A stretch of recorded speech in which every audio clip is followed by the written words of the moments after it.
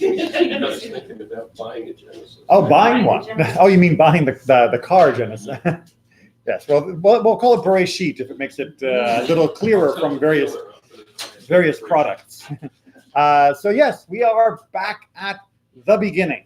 And the first thing that we have to notice before we even get into discussing Bereishit is that there is a beginning.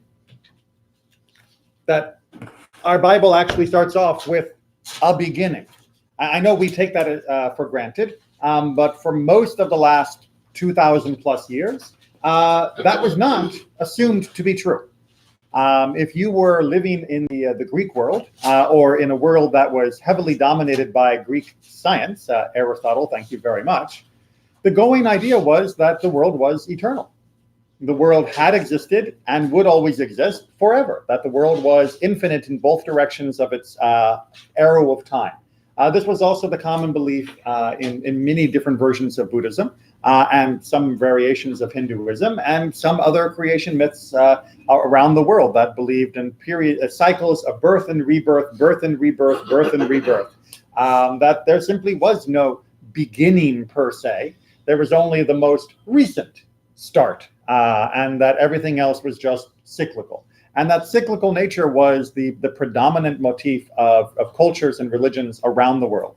Along comes our book, and it gives us a beginning, and it gives us a beginning without the drama of gods being born from gods, or gods murdering their parents, or gods fighting Tiamat and ripping apart dragons to form land that the world's gonna. We get rid of the drama, we get rid of eternity, and all of a sudden we have what seems so simple. This straightforward, tidy little organized explanation of how the world began. So isn't it nice that we have something so easy to understand? Okay, those of you who have read the book before are chuckling because the words may be easy, the sentence structure may be easy. That does not mean the content is easy. So we're going to go through from chapter 1, verse 1, and we're going to look at the first chapter of creation, and then we're going to look at two commentaries from 1,000 years apart that try to help us understand what it is we're trying to understand. Sound like a plan? Yeah. Plans are important. Page 3, because this editor could not get it on page 1 for some reason, which would have been nice, but you know they weren't there to cater to my OCD. All right, do we have a volunteer? May I volunteer? Since you're back from the Great White North and frozen tundra. Oh, yes, you're very good. When God began to create heaven and earth, the earth being unformed and void with darkness over the surface of the deep and a wind from God sweeping over the water, God said, "Let there be light." And there was light. God saw that the light was good, and God separated the light from the darkness. He called the light day, and the darkness he called night. And there was evening and there was morning, a first day. Okay, so very simple, right? Wow, So not really. Well, okay, so what's going on here? What can we begin to deduce from this very simple first day explanation? What are some of the events that happened? There was something there. Okay, well, There was- okay, so we've got this whole idea of this chaos, right? That it was, tohu vavohu, right? Which one of my professors said should really be translated as chaos shmeos. Right? There's this some unformed and void substance-ish, whatever. And then what else did we find? The earth is We get a creation of light and dark. But if we hadn't had light already, didn't we already have dark? dark. That's right. Right? Shouldn't it be dark and light? Because dark comes before the light, right? The room is dark before I switch on the switch. It doesn't become dark just because I've now added a switch to the room. Okay, does it What was actually it like? say It said God saw the Darkness. light Oh. and that the light was It good. says darkness was over the surface. It comes with darkness. Oh, wait, first. darkness was over the what? over Surface. What surface? Okay, so we've got a surface, So there's something there, even though it's beginning. often called the deep, home, the deep? right? So we got the surface, the surface of the deep of the Tehom, and then else, what do we got there? And we've got water, right? Deep. Usually when it says deep, it's talking about the depths of the sea. And we've got wind. And we have an earth. Well, and and we said at the beginning, right, we've got the earth heaven and It's earth. there, but it's unformed It's and void, unformed. which means nothing. Well, no, we don't have heaven and earth because it says when God began to create heaven and earth. So we don't have them. Okay, so what in the world is going on in this first section? Oftentimes will be debated by the commentaries, depending upon whether you consider part of this first section to be preamble or whether you consider all of this first section to be the first day. Right? You can either read everything from verse 1 through verse 5 as being day one, putting brackets around the whole thing and saying this is day one. Right. Or you can read everything from verse 3 to verse 5 as day one, and everything before that as being preamble.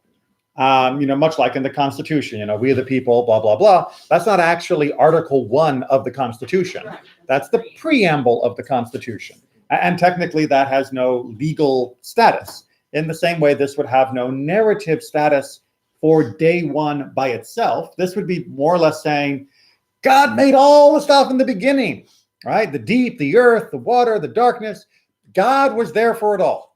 Let me tell you how it worked. Day one, right? It would be someone giving the summary of the entire creative event and then going back and doing day one, day two, day three, before, Right, so the fact that there are things mentioned in the first two verses that won't be made until a few days later shouldn't surprise us, because those first two verses are trying to set the entire scope of creation before going back and deciding and describing in particular how each day unfolded. Certainly more logical.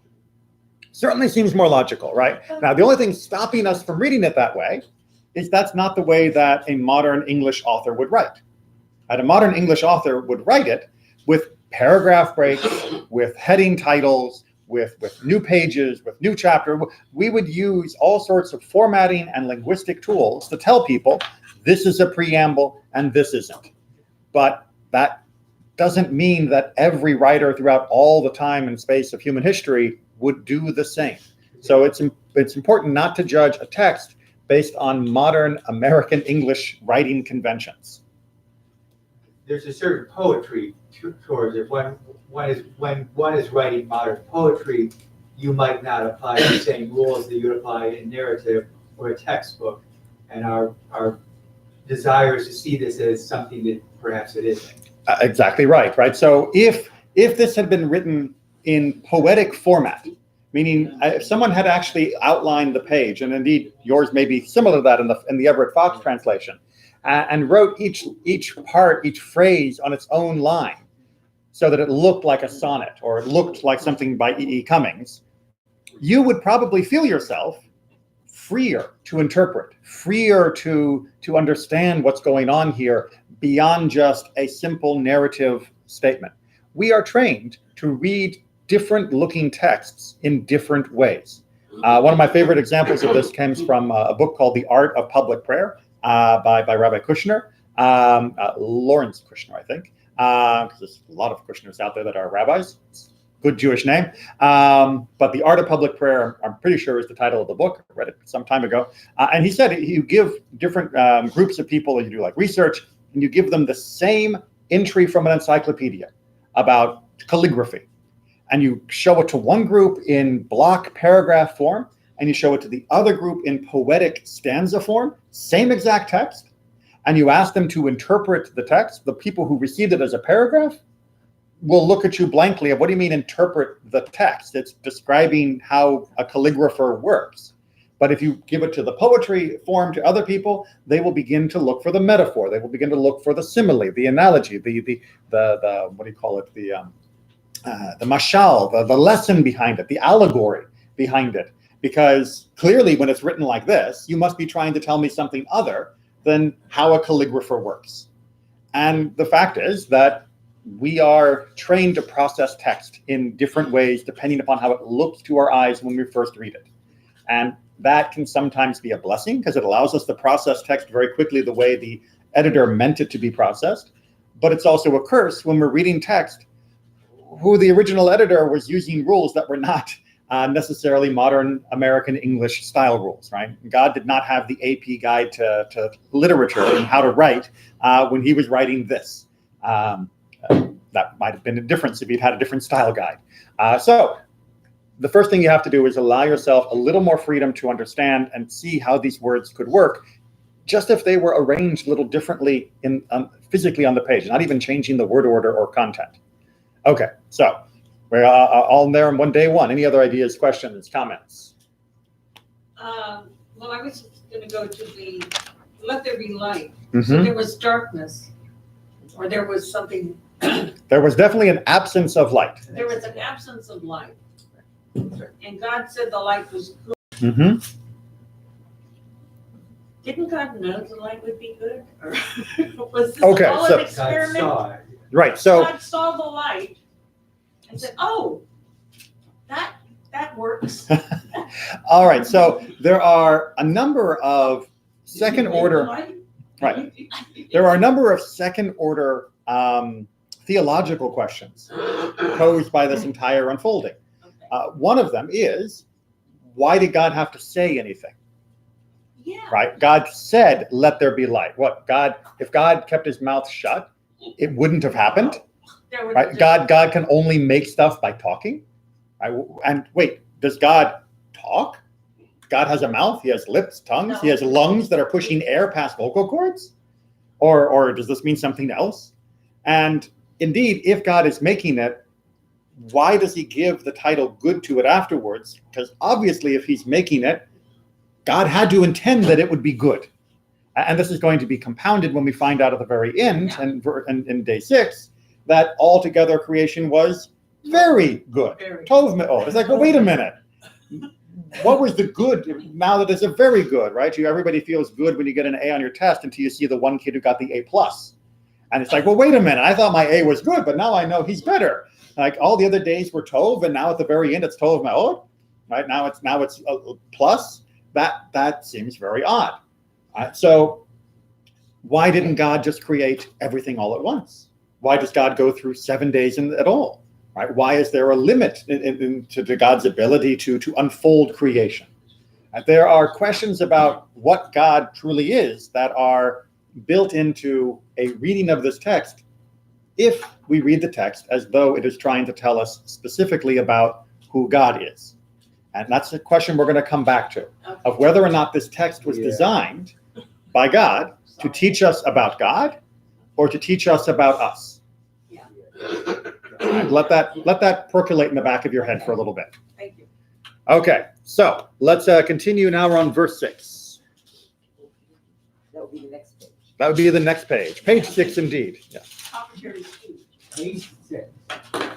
God said, let there be an expanse in the middle of the water, that it may separate water from water. So expanse here is the word in the classic English translations was firmament, which seems to imply the ancient cosmology that there was some sort of shell and that there was going to be water above and water below, and that was eventually going to also have earth.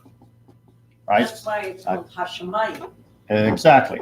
Well, no, this is called rakia. This is the firmament, right? This is the in the ancient cosmology, not necessarily Judaism, because God never says this explicitly, but in the ancient cosmology of people who lived around the times of Judaism and in the Greeks and others as well, the idea that there was some form of substantial dome over the world was a widespread belief.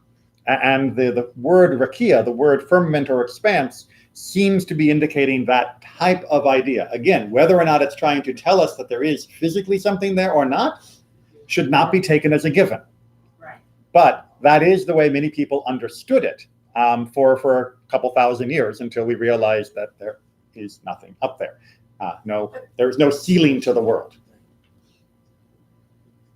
But there is a place where it goes from you're in Earth There's definitely and then you're in space. There are definitely layers of atmosphere and gravitational influence and all sorts of other ways to measure within Earth's sphere and not within Earth's sphere. Right. But there is no hard physical ceiling. No.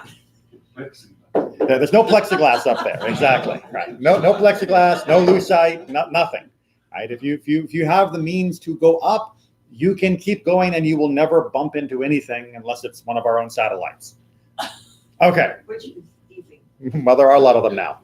So God made the expanse, and it separated the water which was below the expanse from the water which was above the expanse. And it was so. God called the expanse sky. There was evening and there was morning, a second day. Again, as pointed out, the word for water is mayim. The word for sky is shamayim. Right? You can hear the relationship between those two concepts. Keep going. God said, let the water below the sky be gathered into one area, that the dry land may appear. And it was so. God called the dry land earth, and the gathering of the waters he called seas. And God saw that this was good. And God said, let the earth sprout vegetation, seed-bearing plants, fruit trees of every kind on earth, that bear fruit with the seed in it. And it was so. The earth brought forth vegetation, seed-bearing plants of every kind, and trees of every kind, bearing fruit with the seed in it. And God saw that this was good. And there was evening and there was morning, a third day. Okay, so third day, we get two very good things. We get the separation of the waters and dry land and water below. We also get the beginning of the vegetables on earth. Make sense so far? Except for the fact that I don't know how you get day and night when he hasn't created the sun yet. Okay. Okay. Right? And what was the water sitting on before there was dry land? Or was the water on land, just covering completely? And then God pooled the water into one spot so you could see the dry land over here and not over there. Much like if you were to have imagine like one of those kids' play tables, and you put a layer of sand at the bottom, and then you filled a couple inches of water. The water would cover everything in the play area. But if you took and scooped up some of the sand and made little mountains, then you'd have little buckets of water over here and mountains of sand over here, and then little buckets of water over there. So perhaps that's what's happening, but that means that there already was earth somewhere before the water got made. So that doesn't seem to exactly make logical, chronological sense if we are trying to figure out where each of these pieces fits in, if we were trying to recreate our earth science class of the formation of the planet. So you will almost always see when people try to do artistic representations of this, a lot of smearing of the edges. They will either take a very tight frame and show you pictures of water and pictures of dirt, or they'll do a very sort of soft focus animation version, because otherwise it says God made the expanse to separate the waters, which weren't actually mentioned yet, as being up and below. Up and below what? Right? How do I have an up and a down without ground to give me a direction? Right?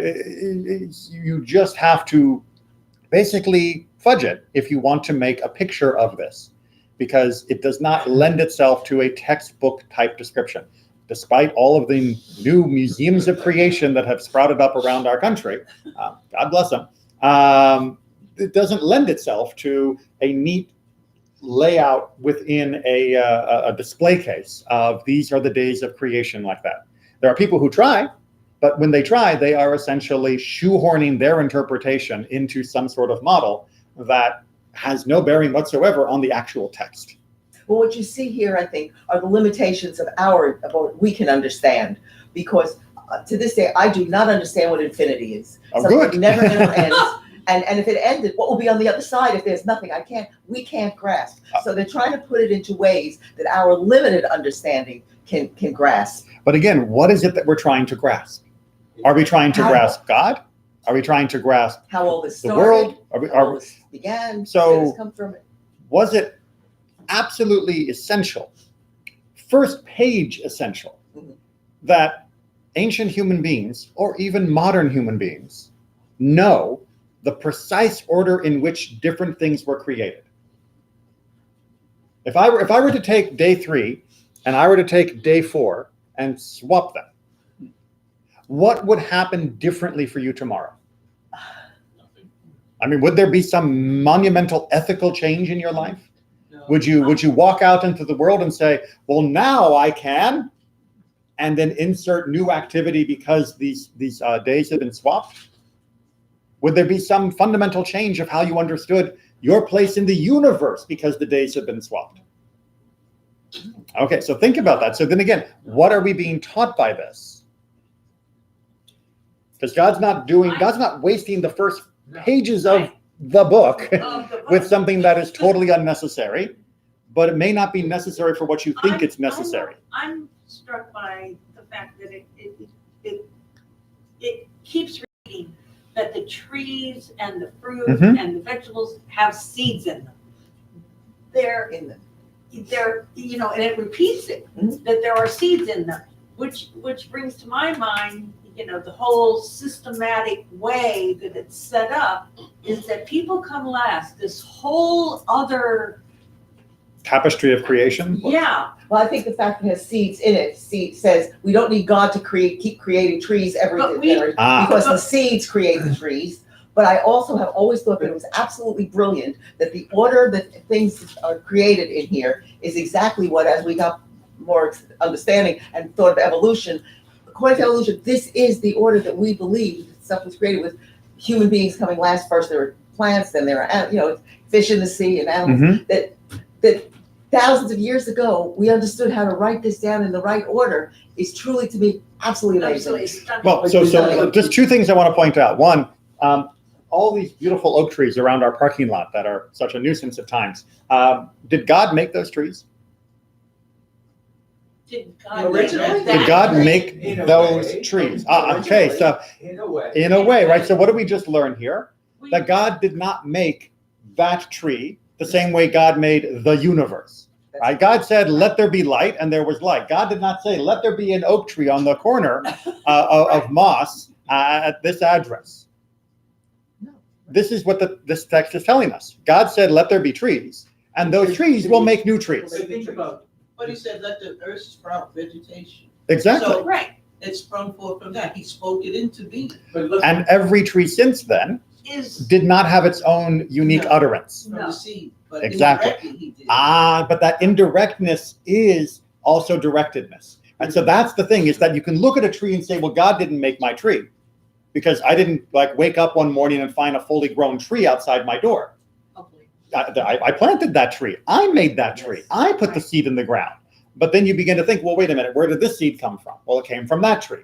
Well, where did that tree get it from? Yeah. From tree before it and before it. And eventually you realize there had to be a first seed, right? And that seed is the one that all of these trees are still coming from. Right. Then after it got the light and the water and the earth and the soil.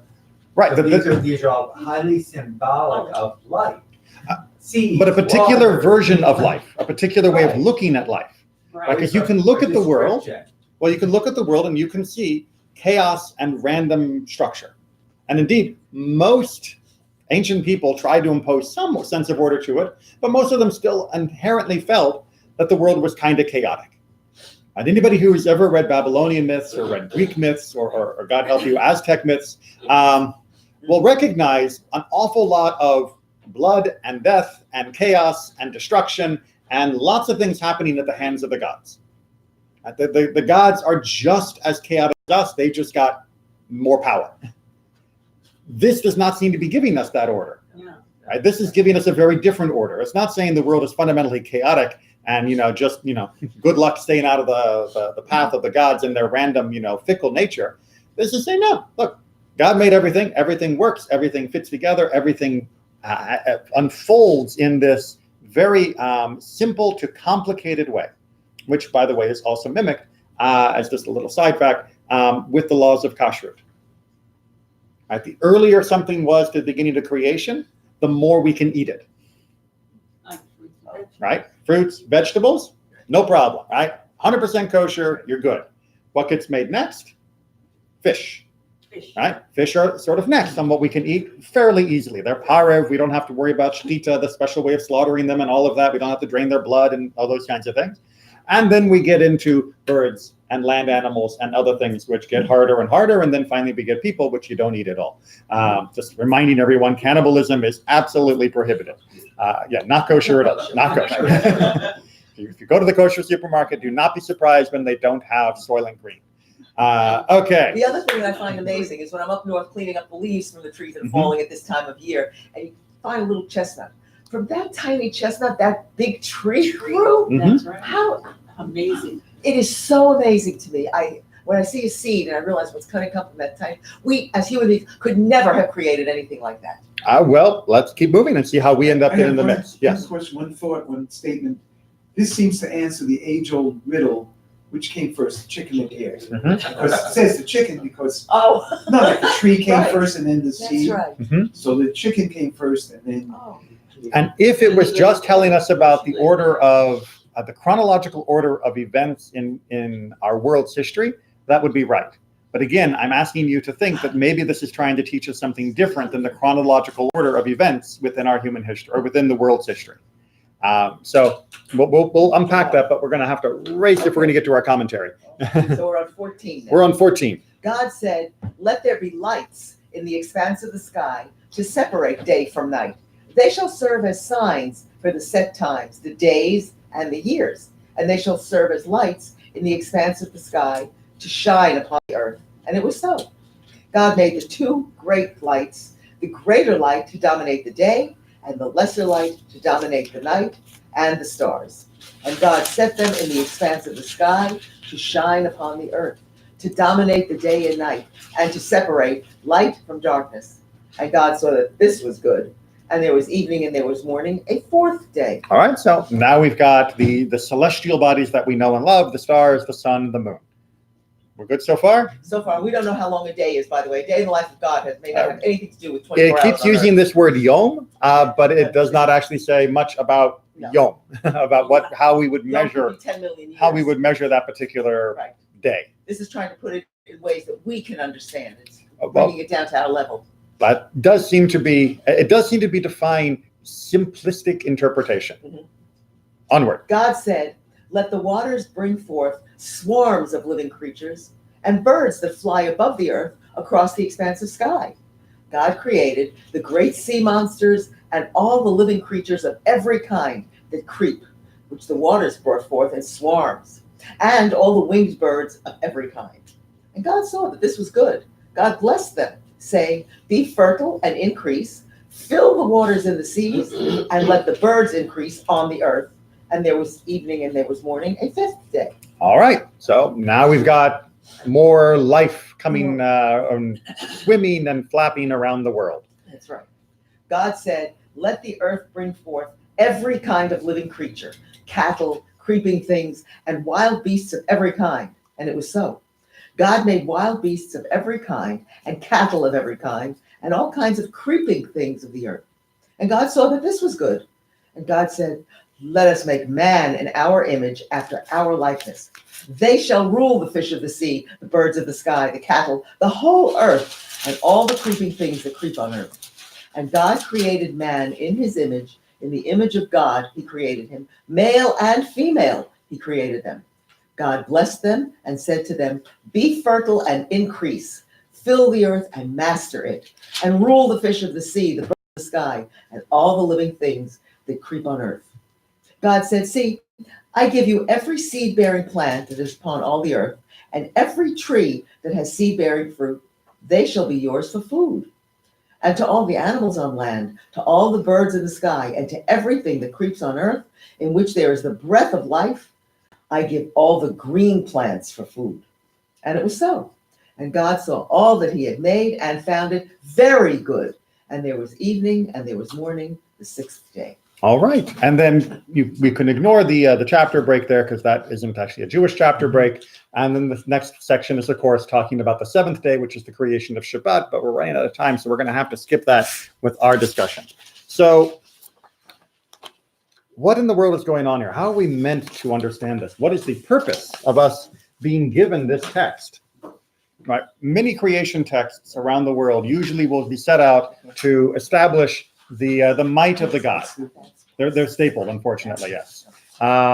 the might of their God, the power of the creator, or the underlying structure of why this God hates that God and why they're still fighting, and that causes winter, or that causes storms, or that they're meant to be stapled.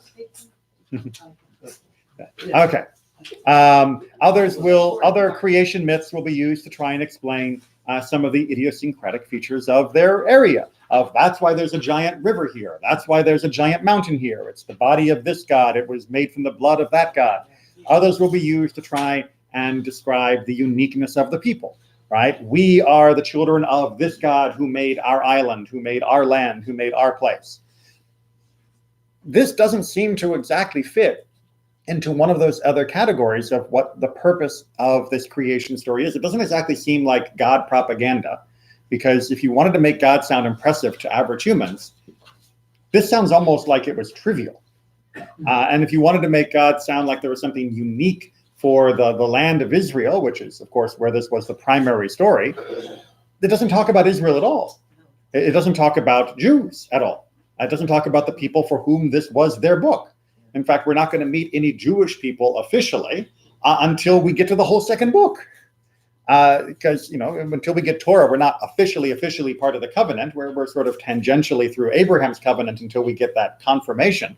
So it's a really weird beginning compared to so many other myths. And I do recommend that you go out and look at some of the other creation myths somewhere around the world. It will help you see the contrast much more starkly than I can do in just 2 minutes. But thankfully, we do have, just for today, two commentaries, 1,000 years apart. One is from Rambam, Maimonides, and the other is from Rav Kook, who was the first chief rabbi of Israel. What's that? And a brilliant. And brilliant. But this actually he wrote when he was still in Latvia, so before he had actually moved to Israel. But you have to wait for part 2. So, part 1 from the Guide for the Perplexed, Rambam's introductory notes, his preamble, if you will.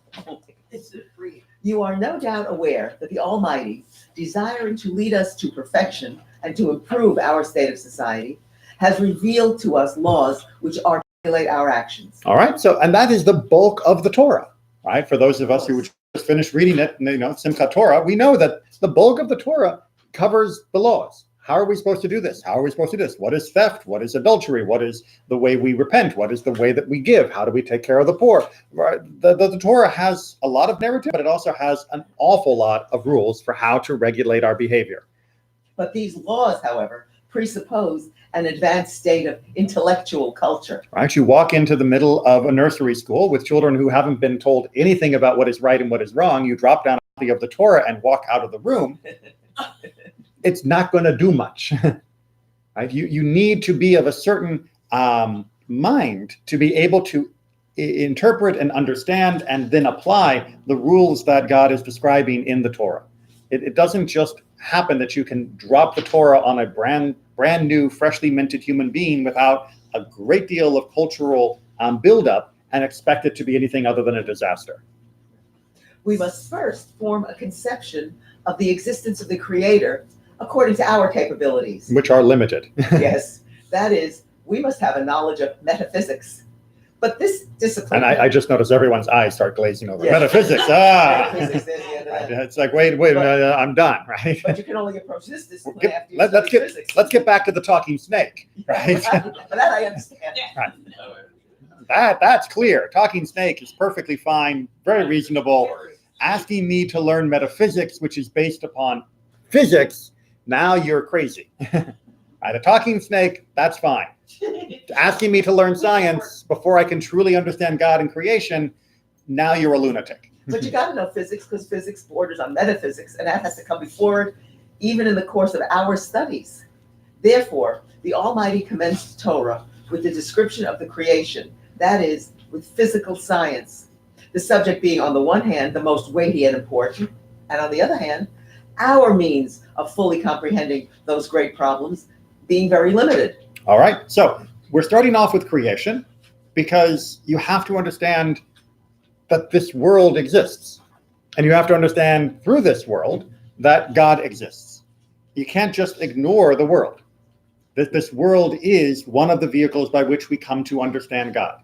And God is modeling that for us by saying, you're going to understand me by learning about how I made the world, so that we will look to the world to understand God. Following his logic so far? Yes. Okay, onward. He described those profound truths which his divine wisdom found it necessary to communicate to us in allegorical, figurative, and metaphorical language. Our sages have said it is impossible to give a full account of the creation to man. Therefore, scripture simply tells us, in the beginning, God created the heavens and the earth. All right, so notice the radical nature of what the Midrash is saying and what Rambam is saying by bringing it here, which is this description of creation is not exactly what happened at creation. You can't tell any human being exactly how the world began because our minds simply cannot handle everything that went on at the beginning of time. It's just, sorry, you're human. But God still wants you to know that something happened. And so it is almost like it was glossed over. Now, we took half an hour and we were racing to just try and get through those, first few verses of the 6 days. What they're basically saying is that ain't nothing. Right? That is basically like the tip of the allegorical iceberg, meaning it is both an iceberg in and of itself because there's so much more below the surface, and it is an allegory, and you need to look at it not as just being a prosaic entry in an encyclopedia.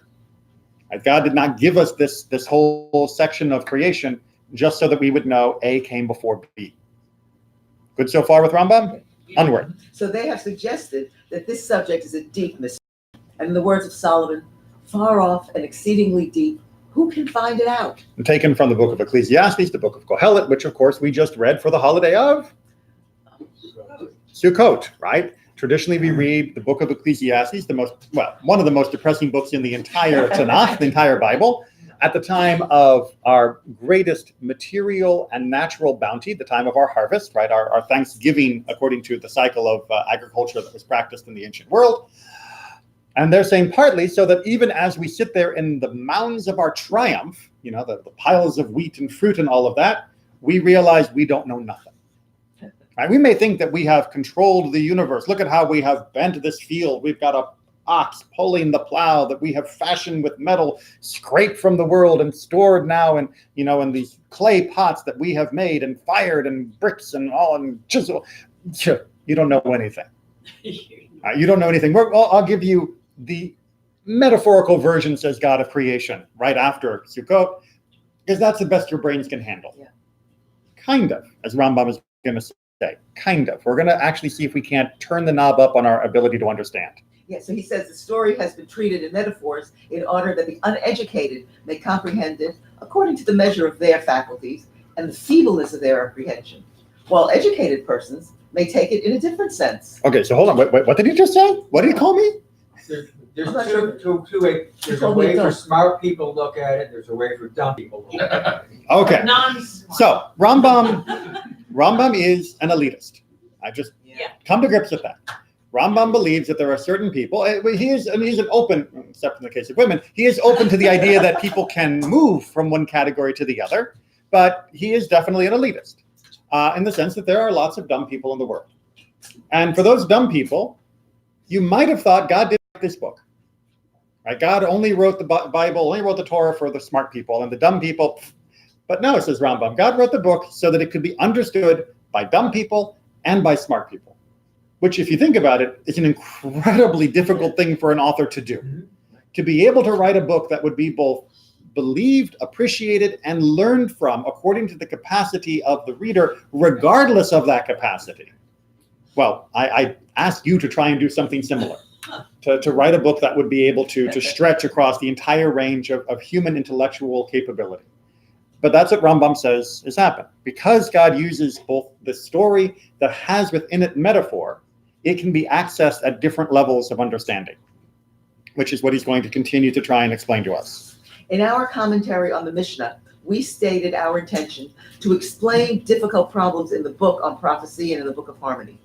In the book of harmony, we intended to examine all the passages in the Midrash, which, if taken literally, appear to be inconsistent with truth and common sense. So therefore, you must take them figuratively. All right, so again, radical statement by Rambam, one that there are still some Orthodox people who disagree with him on, but which the majority of others do agree, which is, look, If I took that to be literal, it would make no sense. So therefore, either I have to say it makes no sense, or I have to say it wasn't meant to be taken literal, and therefore move on. Rambam intended to write a book that would go through all of rabbinic literature and explain all of those different places so that people would understand of what was actually being meant in all of those special circumstances. He gave up that project. Oh, many years have elapsed since I first started those works. I have proceeded but a short way when I became dissatisfied with my original plan, because I observed that by expounding these passages by means of allegorical and mystical terms, we don't explain anything. We merely substitute one thing for another of the same nature. Okay, so just make sure it's Yeah, brilliant that he finally came to this conclusion. It's like, okay, so I'm going to explain this metaphor with another metaphor.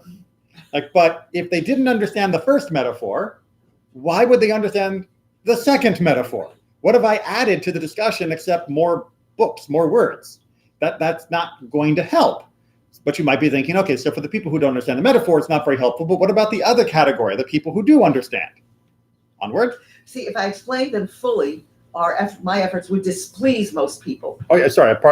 I shouldn't have interrupted you there, but yes. Yeah. And not only that, but if I try to explain that it's only a metaphor, people are going to go boo hiss because they like their talking snake. They like their 6 24-hour-day creations. They're building museums to this. They've got a giant life-size, in quote, version of Noah's Ark and dinosaurs together with humans.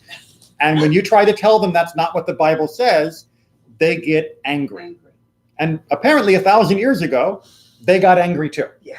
Even at Rambam, right? But we now, venerate him as being one of the greatest sages of all human history. But he had plenty of detractors in his own lifetime, within his own community, who did not feel that what he was doing was appropriate, because God forbid he try to raise their understanding. My only objective in planning to write those books was to make the contents of the Midrashim and the exoteric lessons of these prophecies intelligible to everybody. We have further noticed that when an ill-informed theologian reads these Midrashim, he will find no difficulty. For possessing no knowledge of the properties of things, he won't reject statements which involve impossibilities. Right? Because, okay, when I talk about stupid people, Dunning-Kruger effect, stupid people don't know they're stupid. Right? Dunning-Kruger effect is the psychological term that the less you know about a subject, the less capable you are of assessing your capabilities. Right? So if I think I'm the best basketball player in my family, I may think that I'm like NBA quality.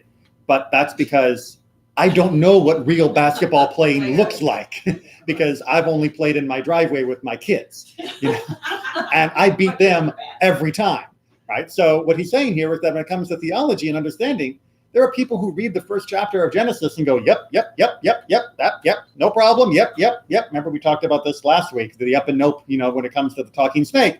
There are people who just read this blithely ignorant of the fact that they are ignorant. Even though they're religious. They're religious. Of course. But they're ignorant. Of course. But they don't recognize the limitation of their own understanding. Right. And so they read it and they don't recognize the difficulties presented. Some of the things that we talked about just this morning. They never ask those secondary questions. And so they read through it thinking they understand it perfectly fine and there's no questions here that are left unanswered. Right? They're just, yep, this is perfect. God's made everything clear to me. And the truth is, they have prevented themselves from letting God make anything clear to them because they are so confident in their own wisdom and with undeserved confidence. On the other hand, however, when a person who is both religious and well-educated reads them, he cannot escape the following dilemma. Either he takes them literally and questions the abilities of the author and the soundness of his mind, doing thereby nothing which is opposed to the principles of faith, or he will acquiesce in assuming that the passages in question have some secret meaning, and he will continue to hold the author in high estimation, whether he understood the allegory or not. All right, so he says, look, I can look at the Midrash in particular, but this applies for passages in the Torah as well, and say, wow, what he said and what I know to be true are totally different, right? Because that's not how people get made, when like the rabbis talk about Midrashim, about, the way that there is a fetal generation. It's totally not what happens. So I can either say they didn't mean that's what actually happened. They must have been a metaphor. Or I can just sit there and go, what do? I can't contradict them, but I also don't believe them. And your own mind and their interpretations and the real world just keep bashing against each other. And he says, a sensible person will say, they must have meant it metaphorically. Let me find the allegory, because clearly it wouldn't work physically the way it's being described in a literal sense. Right? When push comes to shove, you save both. You don't say the Torah and on all the rabbinic literature is trash because the way they described a baby being made is wrong. You also don't say the way the science tells me that babies are made is wrong because the Torah and Midrash gives me a different version. You say, well, I know physically how babies are made because we have seen it, we have controlled it, we absolutely have good assurance for like a large portion of that process. We're not 100% done yet understanding it, but I know it ain't a little baby fetus inside the man that's being planted in the mother's soil, right? That's definitely not happening. But that doesn't mean that I can't learn something from that metaphor, from that figurative expression. And I can still preserve the Torah and the text as well as learn the wisdom that the rabbis were trying to give me, which had a lot less to do with biology as we would describe it in the modern sense. So this is 1,000 years ago, before the questions of evolution, before the questions of microbiology, of DNA, before the questions even of the antiquity of the universe, with the idea of it being 14 billion years old rather than 5,780, and all of those questions. So maybe Rambam would have felt differently if he'd seen the modern challenges. I don't think so, because we can look at a different rabbi, Rav Kook, on the second page, who lived in the 19th and 20th century. Like I said, he was from Latvia, distinguished, brilliant classical Orthodox scholar. And this is what he has to say on this particular topic. You may notice, by the way, the title at the bottom, For the Perplexed of the Generation, is definitely meant to be a takeoff of Rambam's Guide for the Perplexed. Right? So he recognized that for his generation, there were new perplexities. There were new confusions of what we do with what we know with science and the world around us and what we do with Torah and Judaism. And this is taken from the section on creation. There's much more, of course, in his book, but I can't, give you a copy of the whole book and expect to do it in an hour. That the creation story in the Torah is not entirely literal, but that it also has a depth of metaphor in it, has already been stated by Maimonides. So he's already quoting our guy, right? But notice the radical nature, because as time has gone on, fundamentalism has gotten stronger. So in Rav Kook's day, to say that something was metaphorical was actually more dangerous than to say it in Rambam's day. Right? To propose a metaphor in Rambam's day was one thing. To propose it in the modern world, or even contemporary world, is tantamount to heresy, because fundamentalism as a reactionary movement to enlightenment was very, very pervasive in many communities, and continues to be pervasive in many communities, not on theological grounds, but on social and political grounds. So for Rav Kook to say this takes even more guts than it took Rambam to say it 1,000 years before. In any event, it's not one of the basic Torah principles. Wait, what? What? Believing that the passage on creation is literal rather than metaphorical is not one of the Torah principles? Yeah, that's what he just said. If you want to believe the first chapter was meant to be taken metaphorically and allegorically, you have not violated a principle of Torah. If you want to believe that it was written by Frank in the back room as a joke, now we've got a problem. But if you want to believe that God gave us an allegory in the first chapter rather than a literal time schedule ripped out of God's to-do list, you're fine. You're still absolutely in keeping with Torah principles. You can believe both. I mean, you can believe either, I should say. It's kind of hard to believe both. But you don't have to believe one over the other to be, in quote, a good Jew. Good? Good. He said, if he had proof for the eternity of matter, he would explain the verses regarding creation in the same manner that he explained the verses of anthropomorphism. All right, so this is a little bit debatable part of Maimonides, where when the Aristotelians said that the world was eternal and had never actually been created, but was just reshaped by God, Rambam said, well, I don't know that that's proved, but if it were proved, then I guess Bereishit, the idea of the creation at the beginning, that must be metaphorical too. Rambam was willing to go so far as to say the creation of the world itself as a singular event out of nothing, ex nihilo in the fancy Latin term, that is up for grabs if you can prove to me that it didn't happen that way. Because if it didn't happen that way, the Torah still has to be true. Therefore, the Torah must be speaking metaphorically, and we just didn't realize it until we had this external check. All right, but we're not even done with the radical nature yet. No, because it is well understood that the ways of modern research, which make claims only regarding evolution, pose no problem at all to the foundations of the Torah, not even to the sense of the verses in the creation story. All right, so Rav Kook says, look, we're lucky. We don't even have to deal with Aristotelians who claim that the world was eternal, which is a much bigger problem when it comes to the understanding of the Torah, which does really seem to have this idea of a beginning. We only have to deal with the evolutionary conundrum, with the idea of, the origin of species and Darwin and all of that, which came out, in the early days of Rav Kook's lifetime, and was, of course, all the rage in the theological discussions. So he says that's easy to deal with compared to Aristotelian eternity. Let me show you what we do with evolution. Were a person to claim, for example, that the geological processes forming the planet happened over thousands of years, and therefore he doesn't see the hand of God here, and then were he further to claim, why should it take so long? And why wasn't all of creation ready in an instant? We would respond to him with reason and knowledge that the stages of evolution and the gradual emergence of orderly existence don't distance us at all from knowledge of God. They only draw us closer to him with love and loftiness of the soul. All right, so some of the anti-religion rhetoric was to say, wait, the world seems to be tens of thousands, later we've discovered now billions of years old. Your Bible seems to say it's only a few thousand years old, shorter than what we are witnessing in the geological record. Why would your God have made the world over the course of hundreds of thousands, or like I said, we now know billions of years? Why didn't God just make it an instant? Couldn't God just make it in an instant? God had to start off with the whole Big Bang and swirling massive clouds and vapor and all that's. And he's saying no. To the contrary, seeing the world as being made in a more gradual and process where we go from disorder to order is actually the greater statement than the other. Because what is the natural arrow of the world?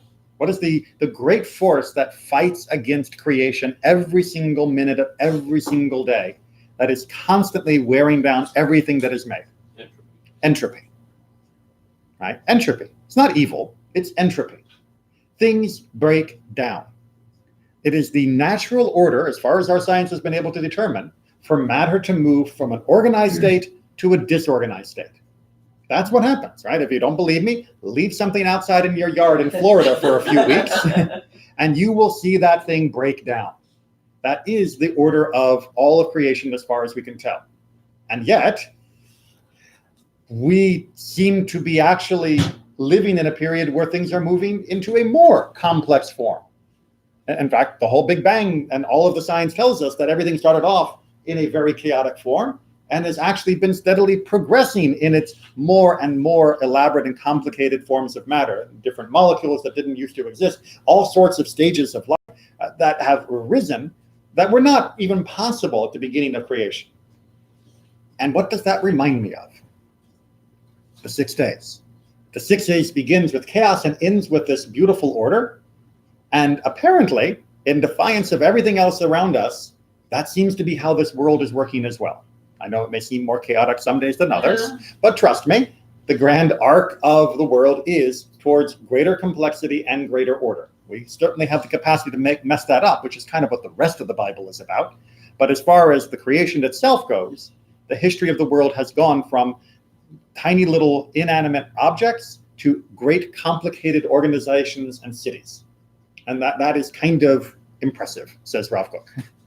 For though we see cause and effect with our eyes every day, nevertheless, since we see that everything operates according to a wondrous order, with much wisdom, kindness, and great mercy, we recognize that there is an activator who is giving life to everything, a living God to whom there is counsel and resourcefulness, kindness, and mercy.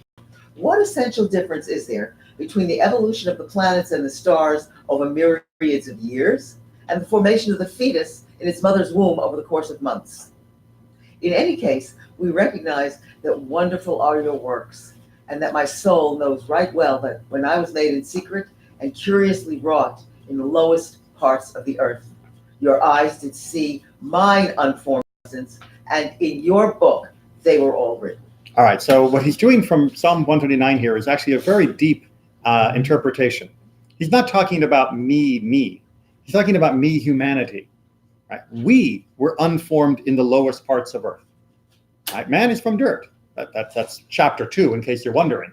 Right? We are just dust, and that's true. We came from inanimate matter. If there's anything that our evolutionary science and geology and everything else has taught us, is that humanity eventually, if you wind the tape all the way back, we came out of stuff that wasn't alive. Right? We came out of little bits of carbon and little tiny things that eventually had somehow a spark of life that organized and became more complicated, and that complication became even more and eventually became something that was sentient and able to have a soulful existence. All of that is like a fetus forming inside the womb of the mother. Right? The 14 billion years that led up to our ability to even ask this question is our gestation. And now, at some point we were birthed in the sense that we became aware of these questions and able to try to relate and reach out to our Creator. But why should I be somehow less impressed by God's presence and God's ability by that process than if it had been 6 24-hour literal days? And why do I not recognize that what God was trying to teach me by this metaphor was one of how we go from chaos to order, how we go from that which was planted to that which is grown, how we see the development of things one after the other into a higher and higher state until it reaches that tov me'od, that very good state. That is much more profound than just peeking at God's to-do list for days, 1 through 6. And then he took a day off. All right, a little bit more because we're going to run out of time. And how much more so were we to list the stages of evolution through which the organic parts moved, from when they were simple elements until they became a complete, living, and intelligent person, righteous and upright and full of might and strength. Behold, the era is very long, and things progress at their slow pace. And it is precisely these things which attest to the power of God as they reach their final purpose. Behold, it is very obvious to anyone who knows Torah that the account of the works of creation in the Torah is presented in extreme brevity. The sages said in Midrash Rabbah, it is impossible to relate what happened at creation to people of flesh and blood. Therefore, Scripture concealed it by beginning with, in the beginning did God create. Again, we got that quote at the beginning of Rambam. Rav Kook is bringing at the end of our quote here, right? The idea that what we see here is only just a little blip of what actually occurred. Creation is the only blip that we can relate to and understand, and which will have meaning for us that is actionable. Right, the basis of this statement is that the Torah only relates that which is relevant to our planet. And even then, only those matters that will be understood as having an ethical aspect, that touch on straightening the ways of man in his outward behavior and in his inner emotions. So you can tell, he read his Rambam, and he also saw his modern world, and he saw that there was nothing new under the sun, to quote from Ecclesiastes. Now, these questions keep coming up, of course, and they should keep coming up as we continue to learn more about the world. But as we see more about the world, we should marvel even more at its creation. Marvel even more that we exist. Marvel even more that our existence can lead us to an understanding of a way of life that removes the chaos and misery that the state of nature, as it's classically called, would leave us in. Right? That we do not have to stay as, monkeys picking nits off each other. We don't even have to stay as Homo erectus and Homo habilis and chipping rocks. We can expand our understanding of each other. We can help people who would have been starving. We can help people who would have been lost to depression. We can find more ways to walk in the light than ever before if we embrace the idea that the story of creation is not God's to-do list, but is about God modeling what it means to go from chaos to an order that is good. And that if we follow that same principle in our life, that is what creation means, that is what the world means, that is our purpose of this whole book, then we're off to a good start for the new year. Thank you all very much. Thank you. Yes, it is sure. And we're actually done.